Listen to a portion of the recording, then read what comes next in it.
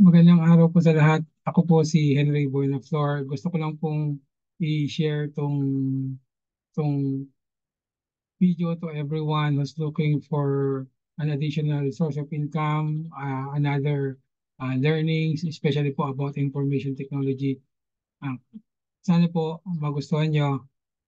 Sana po lahat ng ng idea, hindi man lahat, most of the ideas po ay makatsak nyo while watching this video presentation.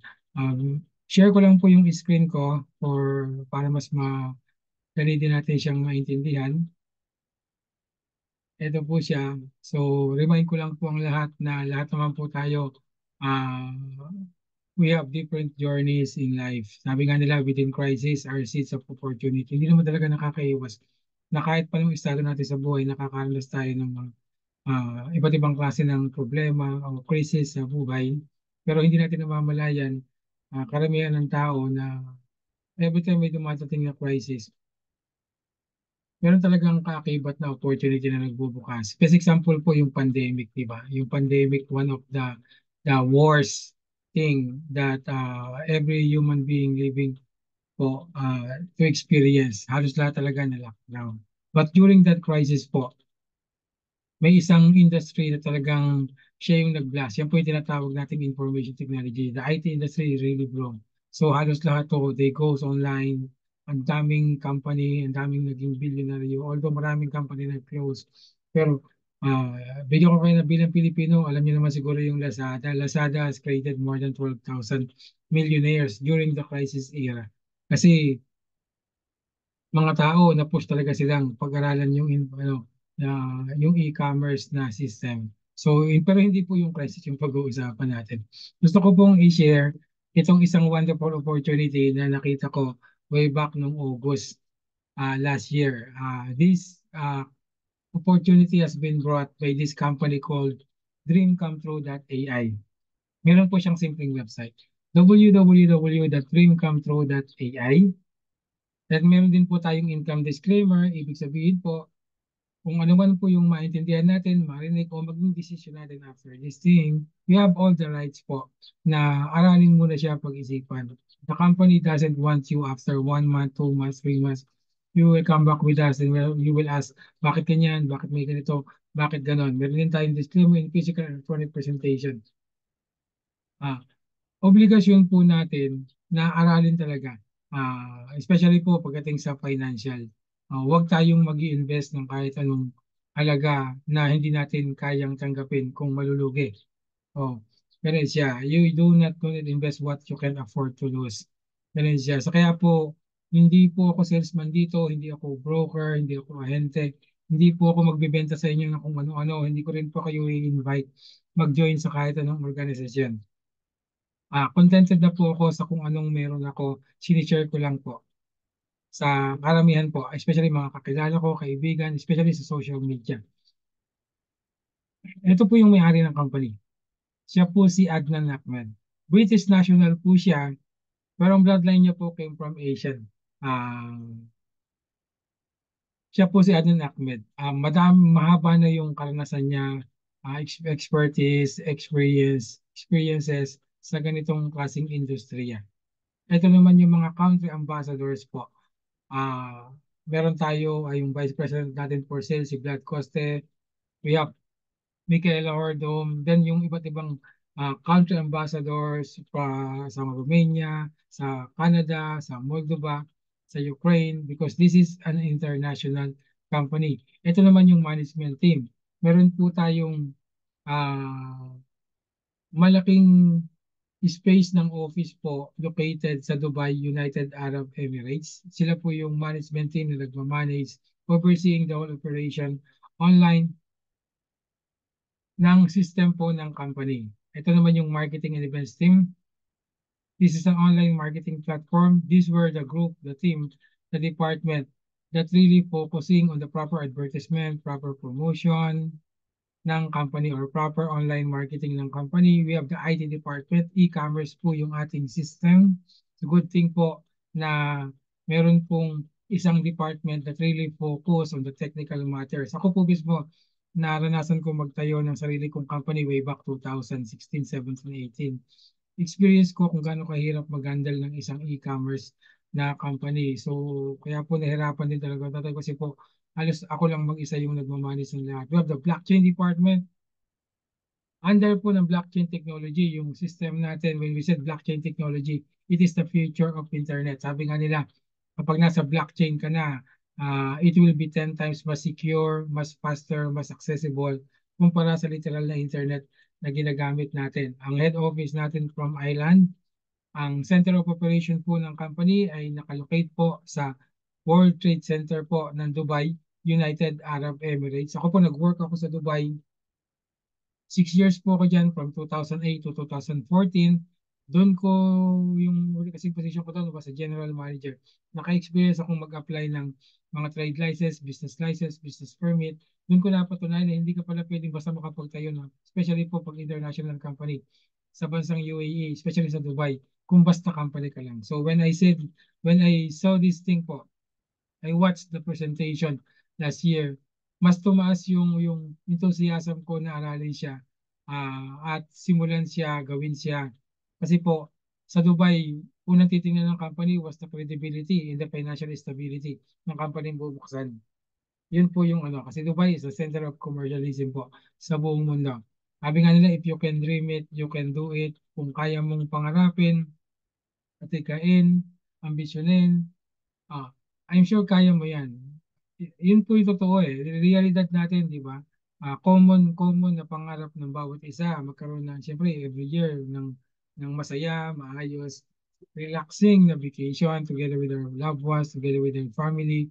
We want to have our own car, nice car, magkaroon ng sapat na income or pera, savings para masustain yung ating mga liabilities, magandang bahay, then the freedom of time. We don't want to work for the rest of our life. So, hanggat maaari nga, di ba, kaya nga nagsisave tayo eh. Kaya nga nangangarap tayo. We want a freedom of time. Yung time will come na hindi na po alarm clock yung gigising sa atin tuwing umaga. So, yun po yung ano. Sa Pilipinas, di ba, may mga nagre-retire naman. Usually, ang nakikita ko, madaming nag-retire, pero after a year lang po, they need to find another job again. Kasi kasi napakahirap po, isa sa pinakamahirap talagang ambisyonin yung tinatawag nilang freedom of time and money. Yung hindi ka na mag-work but you have enough savings na para makasustain po sa pangangailangan natin, especially po pang suporta sa families and everything. Sa ngayon po, yung Dream Come True, meron silang 5 live projects. Ito po yung mga projects that really a main source of income ng company. Una po dyan yung tinatawag nating DCT network. When we said DCT network, it focuses on the proper marketing ng company para ma-expand po yung market internationally sa iba't ibang bansa. Mamaya po elaborate natin ng mas maliwanag. We have the education platform.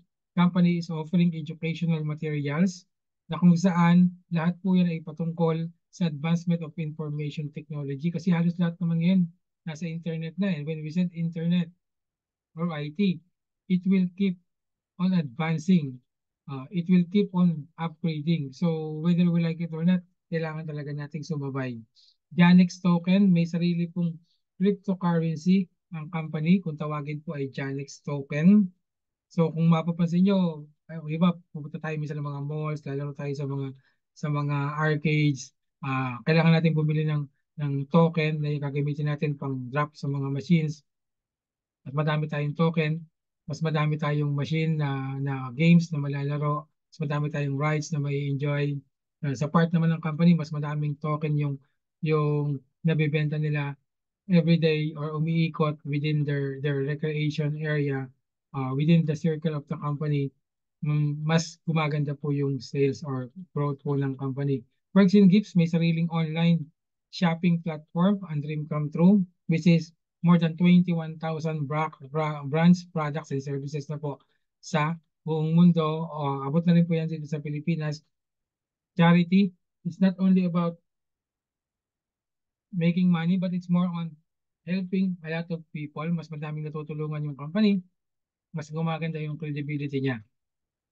History of money, kung naalala natin noong unang panahon, yung way ng kalakalan sa buong mundo, Yung po yung tinatawag natin na barter system. Yan yung palitan na lang ng kalakal. Like yung mga manok, pwedeng palitan halimbawa ng mga pabo, just like that. Then they discover the gold. Yung mga sinaunang coins talaga po was extracted po talaga sa purong-purong ginto. Then nagkaroon ng mga iba't ibang metal coins like silver coins, nagkaroon ng paper money, yan yung fiat na kung tawagin, the plastic card, ATM, debit card, the credit cards, electronic money. Sa atin, yung mga GCash, PayMaya, Coins.ph, yung PayPal. Then, sa mundo po ng internet, meron na tinatawag na cryptocurrency. Dalawang klase lang naman ng cryptocurrency. Was the fiat, yung mga peso, dollars, won, ganyan, mga real, dirhams.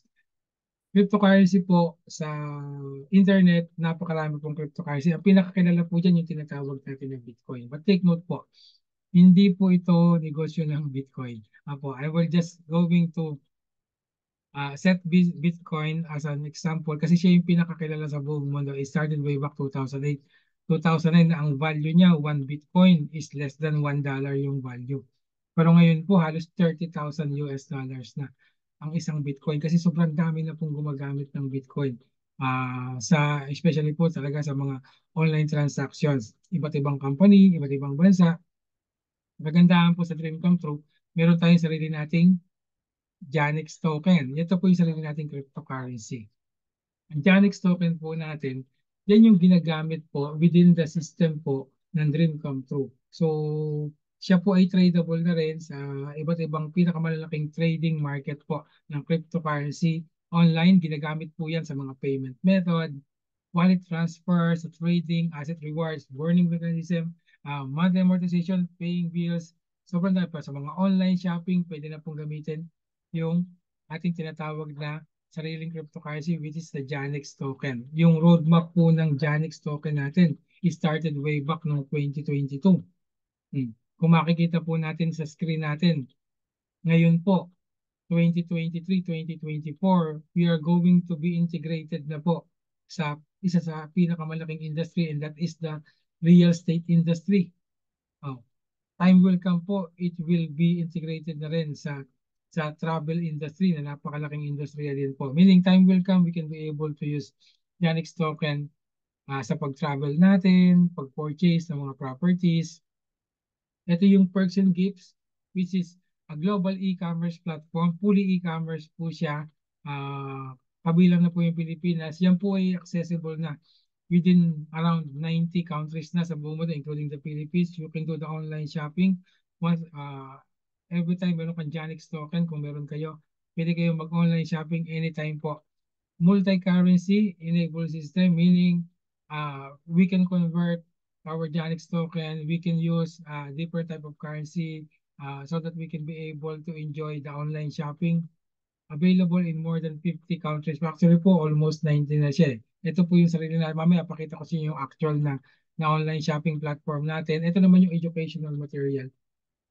Yung educational material po, ito yung mga package na ang laman po niya all about new learnings.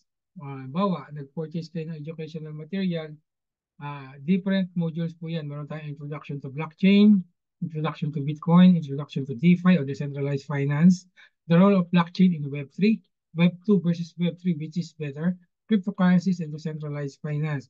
Yan pong mga module na yan or mga topic na yan, para maintindihan natin, kailangan pa natin mag-enroll sa mga IT school. Ito po, ang kagandahan kasi, ino-offer na siya natin ng Dream Come True kahit cellphone lang gamit natin, kahit data lang, wifi, sa bahay lang tayo. Or while we're doing different things po, we can be able to learn it paunti-unti. Ito po yung opportunity na binibigay ng Dream Come True. Yan po ay dinidistribute ng company into different packages. Una po dyan, meron tayong tinatawag na beginner package, intermediate package, and advanced package. Sa beginner package, we can start from $99. Ibig sabihin po ng PA ay personal asset. 1 PA equivalent to $1. So, sa beginner package, meron tayong B1 to B4 to 99 to 49, 499 up to $749 po. Yung pwede natin pagpilian. Intermediate package, we can start from $999 to $7,499. Or if you want, you can grab the advanced package, the $9,999 or up to $49,999. So, yan po yung mga educational packages natin. Then, para maka-purchase po natin, tayo niyan, unang-una, kailangan nating magbayad ng registration fee which is costing 19.99 PA or $19.99 or $20 po pag niround up natin. Bawat package po, meron niyang katumbas na tinatawag na business points. Ang business points po kinocompute as 20% ng package na kinuha. Halimbawa, nag-purchase ng $99, equivalent po yan sa 20 business points. Mas mataas yung package, mas mataas yung business points. And para sa naman po yan? Ito po maganda. Every time mag-purchase ka ng kahit anong packages niyan, ang duration po niyan will be for 1 year. For 1 year. Anong ibig ko sabihin? Sabi po ng company, instead po na mag-hire ang company ng mga famous personalities, mga athletes, artista, para i-endorse, i-promote yung dream come true, kung sino na lang po yung nagpaparegister sa company o at nagpo-purchase ng kahit anong packages, kahit $99 na package lang yan, kami na po yung binibigyan po na tinatawag na complementary bonus or advertising bonus. Ano po ibig sabihin nun? Meron pong binibigay ang company na tinatawag na daily leverage na bonus. Ano yung daily leverage? Halimbawa, ikaw, nagustuhan mo to. Gusto mo siyang aralin. Para lang po itong school. Sa school, pag nag-enroll tayo, kailangan natin pumasok araw-araw. Saka pa tayo magkakaroon ng income pag nakagraduate tayo at nakahanap ng magandang work. Dito po, habang nag-aaral kami, kasi pinorchase namin educational material, oh, within 1 year po, within 1 year, on the time na nag-purchase at nag-register ka ng package mo, bilang ka ng pawalong araw. Pagdating ng 8th day mo po, onward po yan, Monday to Friday, 5 araw sa isang linggo, tatanggap ka ng complimentary bonus or daily leverage bonus na up to 1.5%. Kino-compute po yan sa 75% ng package na kinuha natin. Halimbawa, na kinuha mo yung $99 na package. 75% yan, kukumputin yung up to 1.5%. Daily po, makakatanggap ka Monday to Friday, up to 1.5%. Like po ako, nung nag-purchase po ako ng $99, everyday po hanggang ngayon po, tumatanggap po ako dun sa package na kinuha ko, ng up to minsan 1.1 $6.65, araw-araw po yun. So, lagi ang tanong na bakit tayo babayaran? Kasi nga po, tayo na lang yung binabayaran ng company para matulungan natin yung company na may market. In a way na pwede na i-share natin. I-share natin at hindi, aralin natin at hindi, basta naka-register ka, naka-purchase ka, bayad ka po. Ang tawag po dito is a passive income. Passive. Yan po yung earnings or bonuses na pumapasok sa atin na kahit natutulog tayo, may pumapasok sa atin every day. So yan po yung bilang ganti ng company. Kaya nga po kung tawagin ay complimentary bonus. Then ang best part po niyan, meron pa po tayong tinatawag na direct sales bonus. Ang ginagamit po natin concept ng marketing, yung tinatawag natin na direct marketing. Ano po ba yung direct marketing? Ang direct marketing po, ginagawa na natin mula pagkabata. Yan po yung tinatawag na referral marketing. Take note po, iba po yung nagre-refer sa nagbebenta o nagre-recruit ng mga tao. Pag ikaw po ay nagbebenta, yan po ay hindi ka negosyante niya. Yan po ang tawag po niya sa iyo, vendor. Pag ikaw recruiter ka, hindi po ako recruiter. So, ito po, ang direct marketing isang halimbawa niyan, yung tinatawag nating referral. Yung minsan sa buhay natin may nagtatanong, saan ba masarap kumain? Kung ano yung restaurant na alam mong masarap, yun ang ituturo mo. Minsan nga kahit hindi ka tinatanong pag may na-experience kang magandang bagay, kinukwento mo, sinishare mo. Punta kayo doon, maligo kayo doon. Ito kayo magpaayos ng sasakyan. Ang tawag po dyan ay referral marketing. Part na po ng buhay natin yung direct marketing every single time. Question lang po dyan, binabayaran ba tayo ng mga kumpanya, mga brands na pinopromote natin either online or personal? Malamang po karamihan hindi. Dito po, sabi ng company, kung may kakilala kayo na baka magustuhan po yung system ng Dream Come 2, i-refer nyo po, i-share nyo po itong video. Kung ayaw nyo maniwala, okay lang po yun, wala namang mawawala sa atin. What if yung tao na gustuhan niya? Ito maganda. Every package, nag-register yung tao, kahit anong package po, depende sa package. May 8% ka, depende sa laki ng package. Kumuha ka sa halimbawa ng $99 package, may tatanggapin kang $8 na bonus. Kung ang kinuha niya halimbawa ay $999 na package, natural po, meron kang $80. So, ito lang po yung ginagawa ko. Ito lang yung ginagawa ng mga kasamahan ko, kapwa ko Pilipino, na partner rin po ng Dream Come True. Within 5 months pa lang po namin bino-workout ito ngayong month ng February. So, ito po yung tinatawag na direct sales bonus. Unlimited po yan, kahit ilan pwede mong i-refer. Meron tayong tinatawag na indirect sales bonus. Ano naman yung indirect sales bonus? Ang indirect sales bonus po, what if yung taong nirefer mo, nag-refer din siya, nag-share din siya. Ito maganda. Kung ang kukunin mo halimbawa ay beginner's package up to the third level, meaning yung taong nirefer mo, tatanggap ka from 1 to 3%. Kung kinuha mo halimbawa ay intermediate package up to the fifth level. Kung ang kinuha mo halimbawa ay um, advanced package up to the seventh level. Ito po, nagulat din ako dito kasi kahit hindi ko nakakilala yung mga ni-refer nila, tumatanggap pa rin po ako ng indirect sales bonus. Then meron tayong tinatawag na binary bonus. Pag ito po sabi ng company, para ma-qualify ka dito, kailangan mo lang makapag-refer ng 2 tao from planet Earth na magpo-purchase po ng any of the packages. Yan po yung tinatawag na binary bonus. Halimbawa, ni-refer mo yung pinsan mo, ni-refer mo yung kapatid mo, madetect po ng system, meron kang 2 taong na-refer, po, ikaw yung pinaka-direct sponsor nila, binayaran ka ng direct sales bonus, every time ma-detect nila na meron ka halimbawang nag-purchase ng $99 yung isa, nag-purchase ng $99 yung isa, so yung business points po na naipon, $99 meron po yung tito 20 business points. Yung 40% po nun will be converted into cash. Equivalent po siya ng $8. Binayaran ka na ng tigi $8, nung na-refer mo sila, babayaran ka ulit ng another $8. Ito lang po hanggang pag yung mga sa mga newly registered, nag-start pa lang, ang pwede mo lang pong ma-earn dito or na ma-accumulate na bonus is up to $500 lang. So, yun po. Pero malaki na rin po yung $500 kasi alas 30,000 pesos na rin yan. Ito po yung binary bonus. Then we have the royalty bonus. Pag sinabing royalty bonus, every person na ni-refer mo, nag-register, nakakonect sa'yo, lifetime na po silang connected sa'yo. After a month, 6 months, 1 year, sila po ay kumuha ng kaya bumili ulit ng isang package or nag-upgrade sa mas mataas na package, every time po yun, tatanggap ka ng direct sales bonus. So mas madami kang na-refer, mas madami silang package na kinukuha, mas maganda po yung bonus, mas maganda po yung bonus. So ito po yung tinatawag na royalty bonus. We have the residual bonus. Pag sinabing residual, it is a passive. Yan po yung mga bonus or earnings na pwede nating matanggap pagdating ng panahon na hindi na galing sa effort natin.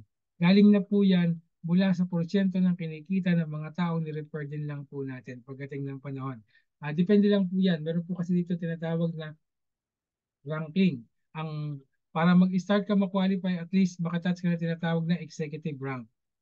Pataas po. Then we have the quick start bonus. Sabi ng company, within the first 30 days, nag-decide ka ngayon or kinabukasan or mamaya. Within the first 30 days po na na-register ka, nag-purchase ka ng package, tapos nakapag-refer ka ng 2 tao, pag-refer ka ng 2 tao, tatanggap ko po dyan sa halip yung patatlong referral mo, after nung 2, patatlong referral mo, bukod sa tatanggap ka ng $8, may another bonus ka na 4%. So, yun po yung quick start. Then meron tayong tinatawag na team trainer bonus. Ang team trainer naman po, what if yung 2 taong ni-refer mo, natulungan mo silang magkaroon ng tigda-2 nila. Nangyari within the first 30 days. Yung patatlong referral mo po, pag natulungan mo ulit magkaroon ng 2, tatanggap ka po dyan ng bonus na additional na $50. Bukod pa po dun sa direct sales bonus mo, sa indirect sales bonus mo, at saka sa binary bonus na tinanggap mo. Take note lang po, yan po applicable lang po yan sa unang 30 araw mula nung araw na nag-register at nag-purchase ka po ng package.